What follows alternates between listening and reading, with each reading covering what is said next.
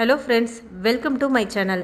இன்றைக்கி நம்ம வீடியோவில் பிரம்ம முகூர்த்த நேரத்தில் எழுந்து பூஜை பண்ணும்போது என்ன வகையான நைவேத்தியங்கள் வைக்கிறதுன்னு நிறைய பேருக்கு சந்தேகம் இருக்கும். 10 வகையான நைவேத்தியங்கள் தான் இன்றைக்கி நம்ம வீடியோவில் பார்க்க போகிறோம். நம்ம கோரிக்கையை தெய்வங்கள் கிட்ட வைக்கும்போது நம்ம வீட்டில் என்ன இருக்கோ, நம்ம கையில் என்ன கிடைக்குதோ அதை நைவேத்தியமாக நம்ம வைக்கிறதுல தப்பே இல்லைங்க. ஸோ ஃபஸ்ட்டு நைவேத்தியமாக பால் பாயாசம். இது ரெடிமேட் மிக்ஸ் கடையில் கிடைக்குது.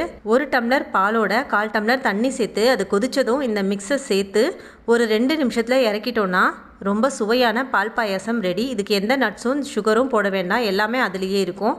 இது ரொம்ப சிம்பிளாக செய்யக்கூடிய ஒரு நைவேத்தியம். இது தேர்ஸ்டே மார்னிங் குபேர பூஜைக்காக நான் செஞ்சது. அதோடு சேர்த்து இன்னும் ஒரு 9 வகையான நைவேத்தியங்கள் காமிச்சிருக்கேன். ஃபஸ்ட்டு பால் தண்ணி சேர்க்காம பாலை நல்லா காசிட்டு அதோட 2 ஏலக்காய் தட்டி போட்டு சுகர் சேர்த்து வச்சுருக்கேன். அடுத்தது வாழைப்பழம் எடுத்து வச்சுருக்கேன். இது இப்படி 2ஆகவும் வைக்கலாம், இல்லைனா தோலை உரிச்சிட்டு கட் பண்ணி தேன் சேர்த்தும் வைக்கலாம். அடுத்தது பாதாம் முந்திரி, இதையும் நைவேத்தியமாக வைக்கலாம். அடுத்தது பேரிச்சம்பழம். இதெல்லாம் ரெடிமேடாக நம்ம வாங்கி வச்சுக்கிட்டோன்னா ஒவ்வொரு நாள் ஒவ்வொன்று வைக்கிறதுக்கு நல்லாயிருக்கும்.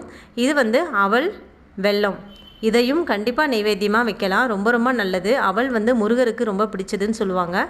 ஸோ கண்டிப்பாக வைக்கலாம். அடுத்தது நெய்யப்பம்.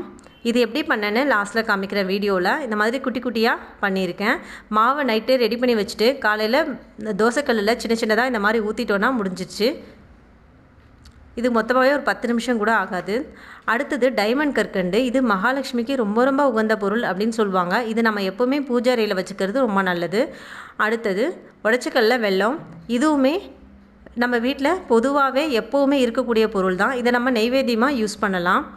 அடுத்தது உலர் திராட்சையில் கருப்பும் இருக்குது, இந்த கலரும் இருக்குது. நம்ம எது வேணுமோ நம்ம யூஸ் பண்ணிக்கலாம், நம்மளோட விருப்பம்தான். 1 கப் கோதுமை மாவோட தேவையான அளவு தண்ணியும் சர்க்கரையும் சேர்த்துட்டு 2 ஸ்பூன் நெய்யோட முந்திரியும் திராட்சையும் நல்லா வறுத்துட்டு அதையும் இதோட சேர்த்துட்டு அதோட ஒரு பிஞ்ச் ஏலக்காய் பவுடரும் சேர்த்துக்கோங்க. இந்த மாதிரி தோசைக்கல்லில் சின்ன சின்ன அப்பமாக ஊற்றி எடுத்துக்கலாம்.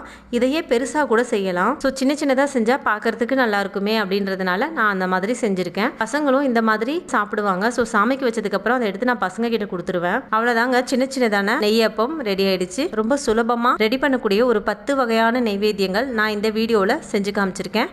ஸோ ஃப்ரெண்ட்ஸ், என்னோட வீடியோவை பார்க்குறவங்க மறக்காமல் சப்ஸ்கிரைப் பண்ணிக்கோங்க. தேங்க்ஸ் ஃபார் வாட்சிங்.